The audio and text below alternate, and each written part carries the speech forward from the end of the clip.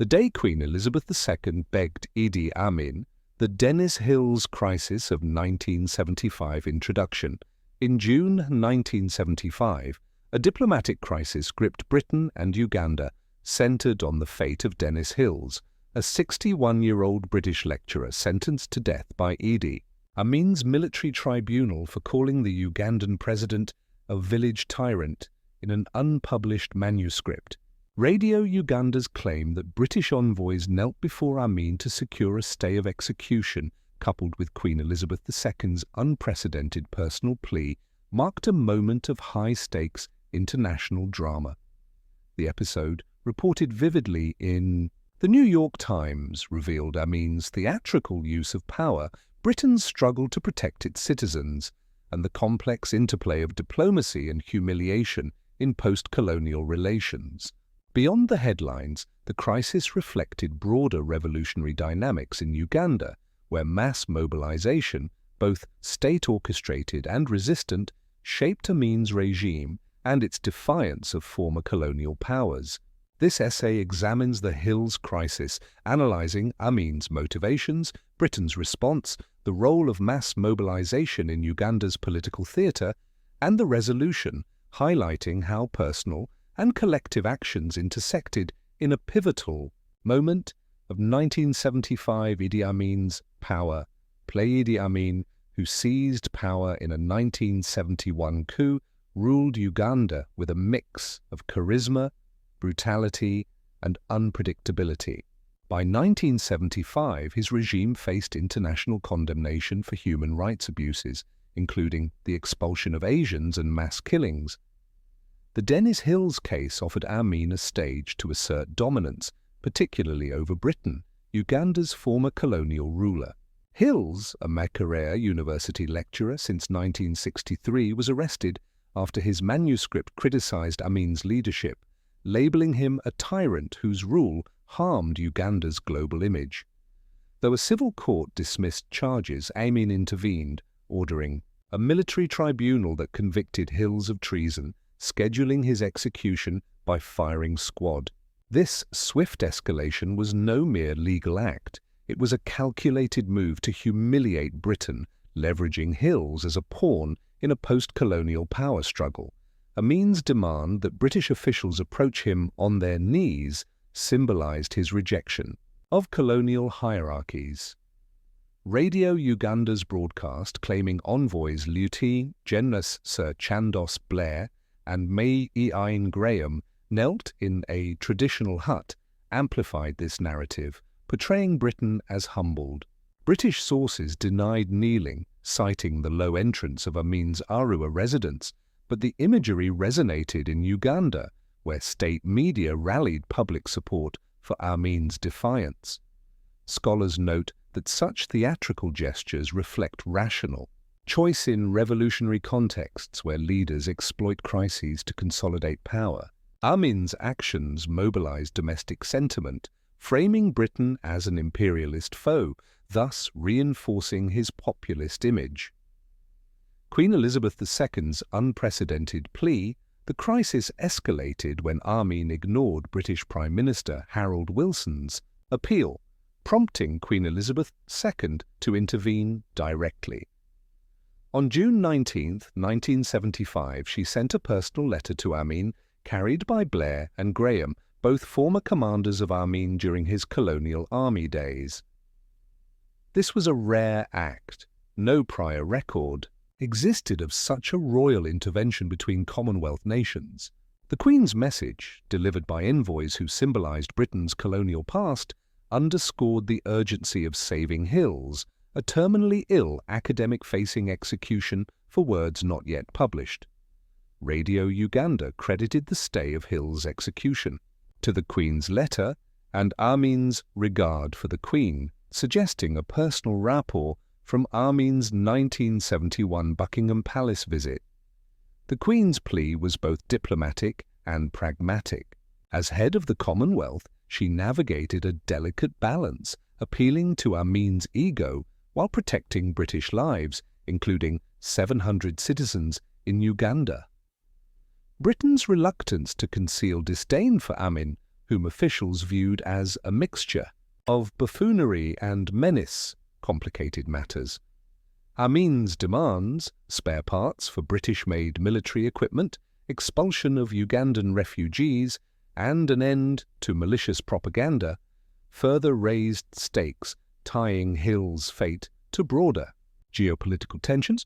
The Queen's intervention, bypassing protocol, reflected Britain's desperation to avoid escalation, highlighting how individual appeals intersected with collective diplomatic strategies. Mass mobilization in Amin's Uganda, the Hills crisis, unfolded against Uganda's revolutionary backdrop, where mass mobilization shaped political dynamics. Amin's regime relied on state-controlled mobilization to sustain power, using radio broadcasts and public spectacles to rally citizens. Radio Uganda's narrative of British envoys kneeling was less about truth than about mobilizing national pride, casting Amin as a liberator, humbling colonial oppressors. This echoed broader revolutionary tactics where media shapes public opinion to legitimize authority. Crowds at Amin's events, often coerced or incentivized, reinforced his cult of personality, sustaining his grip despite economic chaos and violence. Conversely, resistance movements, though suppressed, hinted at counter-mobilization. Exiled Ugandans in Britain, whom Amin sought expelled, organized against his regime, fueling his paranoia. Scholars argue that revolutions thrive on mobilizing diverse groups, but Amin's reliance on loyalists limited his base, alienating intellectuals and minorities. The Hills case briefly unified public sentiment around anti-British rhetoric, but underlying dissent, evident in later rebellions, revealed cracks in Amin's control. Unlike Cuba's Committees for the Defense of the Revolution, which mobilized citizens to protect revolutionary gains, Amin's mobilization was top-down, lacking grassroots depth. Diplomatic stalemate and resolution, Amin's initial stay of Hills' execution was conditional, not a pardon, tying further progress to British concessions. He demanded that Foreign Secretary James Callaghan or Wilson visit Uganda to discuss political issues, framing Britain as responsible for bilateral misunderstandings. Callaghan refused unless clemency was granted first, wary of legitimizing Amin's tactics or endangering other Britons. Tensions peaked when Amin accused Blair of rudeness, briefly reinstating the death sentence and alleging British invasion plans, claims Britain dismissed as nonsense. Radio Uganda's erratic reports, praising Blair's visit, then condemning him, mirrored Amin's volatile strategy, keeping Britain off balance. Resolution came through third-party mediation. On July 1, 1975, while visiting Zaire, Amin announced Hills's pardon after talks with President Mobutu Sese Seko, who interceded alongside other African leaders. Amin cited Hill's confession and Mobutu's diplomacy, claiming he acted out of respect for regional allies, not British pressure. Britain's Foreign Office welcomed the reprieve, with Callaghan expressing readiness to discuss relations, though he avoided travelling under duress. Hills was freed, leaving Uganda shortly after, ending a crisis that tested Britain's diplomatic limits. Historical context and legacy. The Hills crisis reflected broader post-colonial tensions.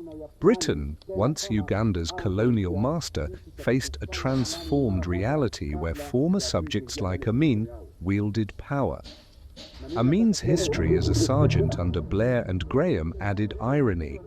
His 1975 demands reversed colonial hierarchies, forcing Britain to negotiate with a man it scorned.